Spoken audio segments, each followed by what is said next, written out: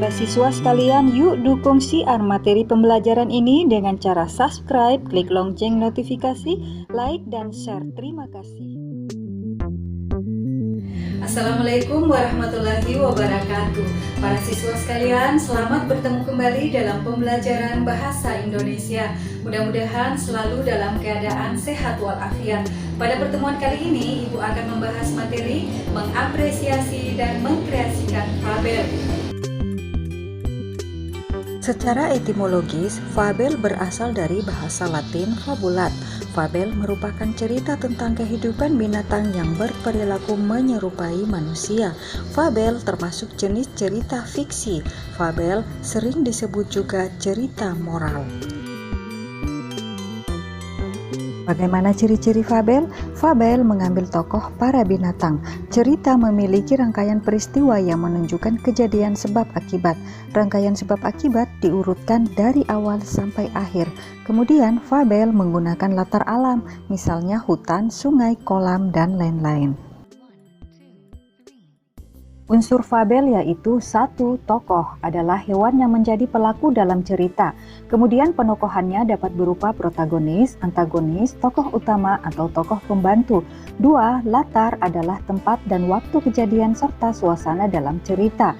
Tiga, tema adalah gagasan yang mendasari cerita. Tema dapat ditemukan dari kalimat kunci yang diungkapkan tokoh atau penyimpulan keseluruhan peristiwa sebab akibat pada cerita. 4. Alur. Pada umumnya fabel menggunakan alur maju. 5. Amanat adalah pesan yang disampaikan penulis secara tidak langsung. Amanat dapat disimpulkan dari sikap penulis terhadap permasalahan yang diangkat pada cerita. Lalu jenis fabel ditinjau dari pemberian watak dan latarnya dibedakan menjadi fabel alami dan fabel adaptasi. Fabel alami menggunakan watak tokoh binatang seperti pada kondisi alam nyata. Misalnya kura-kura diberi watak lamban, singa, buas, dan ganas. Adapun fabel adaptasi adalah fabel yang memberikan watak tokoh dengan mengubah watak aslinya pada dunia nyata dan menggunakan tempat lain sebagai latar, misalnya di rumah atau di jalan raya. Masih jenis fabel, ditinjau dari kemunculan pesan dibedakan menjadi fabel dengan koda dan fabel tanpa koda.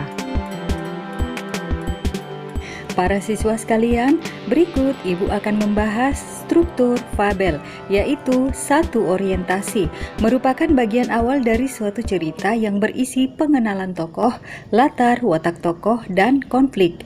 2. Komplikasi, berisi konflik atau permasalahan antara satu dengan tokoh yang lain. Kemudian pada bagian komplikasi juga konflik atau permasalahan menuju klimaks. 3. Resolusi, yaitu bagian yang berisi pemecahan masalah. Berikut yang keempat adalah koda.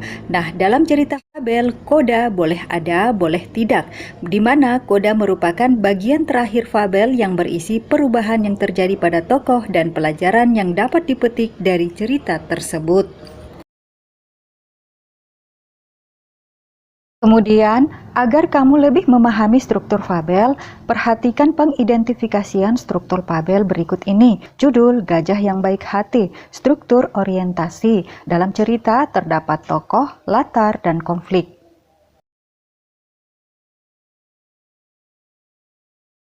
Selanjutnya, komplikasi. Dimulai dari munculnya masalah. Berikut contoh masalah yang ada dalam cerita. Kutipan cerita berikut ini masih merupakan komplikasi, yaitu berisi masalah-masalah yang ada dalam cerita. Nah, pada struktur komplikasi terdapat puncak masalah atau klimaks. Berikut klimaks dari cerita tersebut.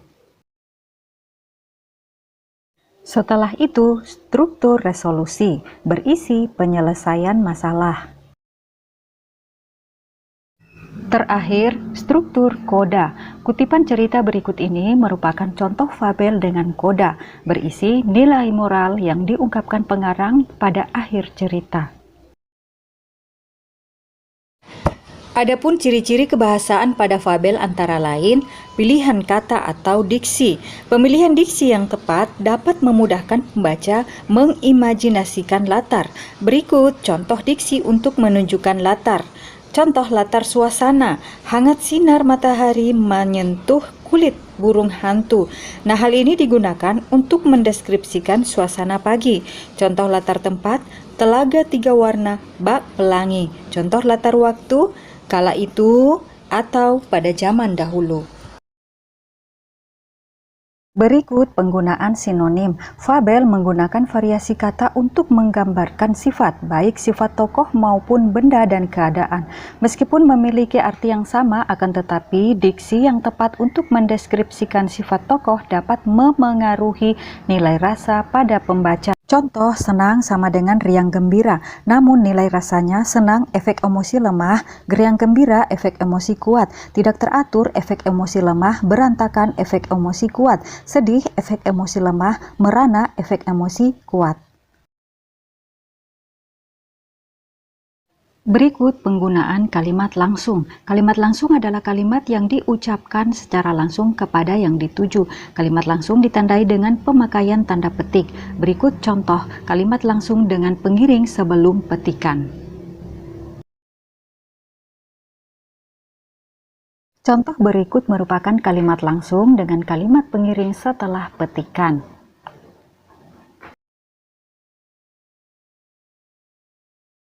Berikut contoh kalimat langsung dengan kalimat pengiring di tengah petikan.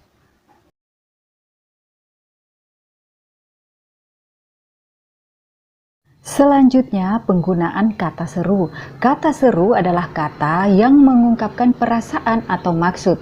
Contoh, oh begitu, wah bukan main. Dalam fabel juga sering menggunakan kata sandang. Kata sandang merupakan sejenis kata penentu atau pembatas yang letaknya di depan kata benda atau kata sifat. Kata sandang tidak mempunyai makna tersendiri. Makna kata sandang bergabung dengan kata yang berada di belakangnya. Kata sandang yang masih dipakai dalam bahasa Indonesia misalnya si dan sang. Kaidah penulisannya terpisah dengan kata yang diikutinya dan ditulis dengan huruf kecil. Contoh, sang belalang, si kancil. Selain itu, dalam teks fabel biasanya juga digunakan kata keterangan tempat dan keterangan waktu dirangkai dengan kata depan. Penulisan kata depan dipisah dengan kata yang mengikutinya. Contoh, di hutan pada suatu hari.